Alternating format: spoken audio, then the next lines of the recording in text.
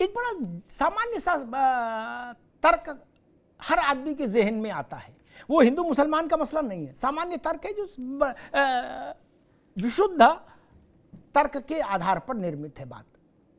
मेरे पास है प्योर पाव भाजी का मसाला, पाव भाजी मसाला, पाव भाजी को टेस्टी बना डाला, सबका राजा आल प्योर मसाला। प्रायोजक हैं cancer healer centre, a new beginning. सब लोग इस बात पर सहमत हैं, सारे सर्वे सारी रिपोर्टें इस बात पर सहमत हैं, सच्चर कमेटी से लेकर सारी कमेटियां, कि हिंदुस्तान का मुसलमान बहुत विचित्र स्थितियों में फंसा हुआ है, बहुत दरिद्र है। सब कहते, नेता भी और रिपोर्ट भी। जो सबसे ज्यादा दरिद्र बताया जा रहा है, मुस्लिम लोग कहते कि हमारी हालत दलितों से भी ज्यादा खराब है। तो मुझे तो इसी पे आपत्ति होती है कि दलितों की हालत खराब क्यों कही जा रही है। लेकिन चलो, उस कम्युनिटी से लाखों एकड़ जमीन दान के लिए कहां से आ रही है? मेरे पास खाने को मान लीजिए भोजन नहीं है अशोक यादव जी, और कल मैं अखबार में छपवा दूं कि मैंने 2000 मीटर जमीन नोएडा को सरकार को दान की या सनातन को दान की, तो लोग मुझे शक की निगाह से देखेंगे ना कि खाने को रोटी नहीं, इनके पास जमीन कहां से आ गई। कल संसद में आंकड़े रखे थे गृह मंत्री ने, ये वक्फ की जमीन दिन दूनी रात चौगुनी कैसे बढ़ी? दान से ही आती ना वक्फ की जमीन, और तो कैसे आती नहीं लिखत पढ़त में। कौन दान दे रहा है? किसके पास दान की हैसियत है? और अगर किसी समाज के पास इतनी दान की हैसियत है तो वो समाज गरीब कैसे है? फिर तो वो अमीरों का अमीर है। फिर तो मुझे लग रहा है मुगलिया सल्तनत टाइप का मामला है कि ये शाहजहां बैठे इधर और उधर औरंगजेब बैठे, उधर बाबर पीछे से आ रहे हैं हीरे मोती पहने हुए। ये जमीन आई कहां से? एक और आप कह रहे हो रोटी नहीं खाने को, हम चूड़ी बेच रहे हैं, हम शरीफा बेच रहे हैं, हम अंडे की रेहड़ी लगा रहे हैं, और दूसरी तरफ कह रहे हो 5 लाख एकड़ जमीन दान कर दी। दोनों बातें कैसे चलेंगी यार? आपके पास अपने रहने का एक कमरे का मकान नहीं, और आपके का नाम का वक्फनामा बना घूम रहा है कि 100 एकड़ जमीन भैया दान की। संभल में यही हुआ था अशोक भाई, जब उन पर सख्ती की गई तो वो हाय राम करते हुए आए कलेक्टर के यहां और पैरों की लेट की माफी मांगी।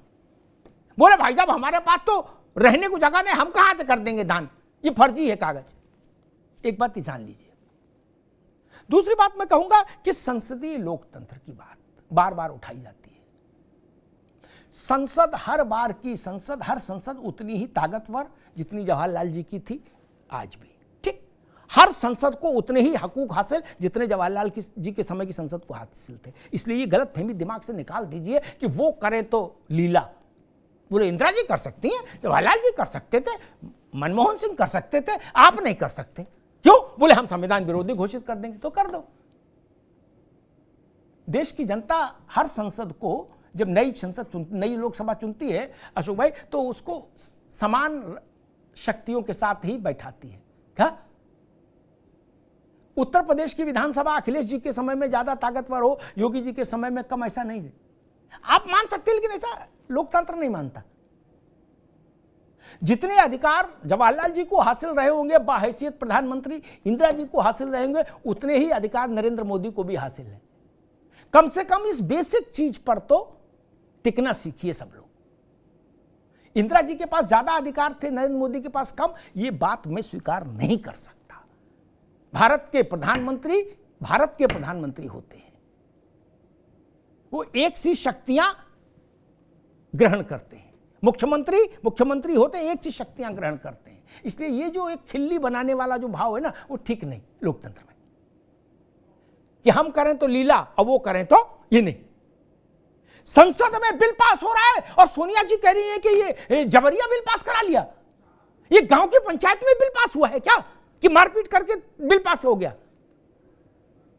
14 घंटे बहस के बाद बिल पास हुआ है, 14 घंटे की बहस के बाद। लेकिन मैं फिर कहूंगा, तैयार रहिए, अटैची छोटी छोटी तैयार कर लीजिए, जिसमें दैनिक दवाएं हो, कपड़े हो, गमछा हो, एक लोटा हो, कभी भी अरशद मदनी आ सकते हैं, महमूद मदनी आ सकते हैं कि हाँ भाई आ जाओ मुन्ना खान, कुर्बानी का टाइम आ गया, आज तुम्हारा नाम है क्या, चलो कुर्बानी देने, कभी भी आ सकते हैं, ये ध्यान रखिएगा। इसलिए सामान पहले से तैयार रखिएगा। कुर्बानी का बयान लिया है तो अब तो निभाना पड़ेगा। और ये बात अशोक भाई ने भी कही कि हम जो वादा करते हैं वो निभाते हैं।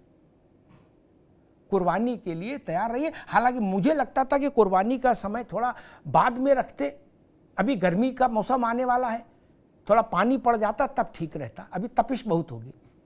लेकिन अब ये तो पर्सनल लॉ और जमात वाले लोग जाने वो कब कुंडी खटखटा देंगे, और जब कुंडी खटखटा देंगे तो निकलना तो पड़ेगा ना कुर्बानी के लिए, खून बहाने के लिए। धन्यवाद।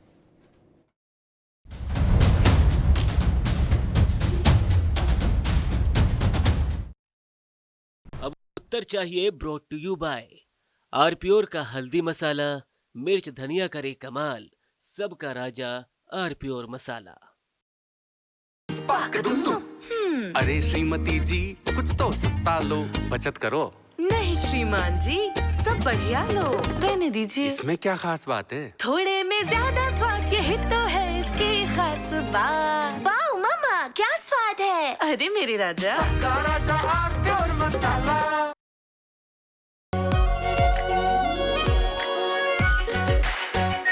आरप्योर शाही paneer masala, delicious, healthy everyday.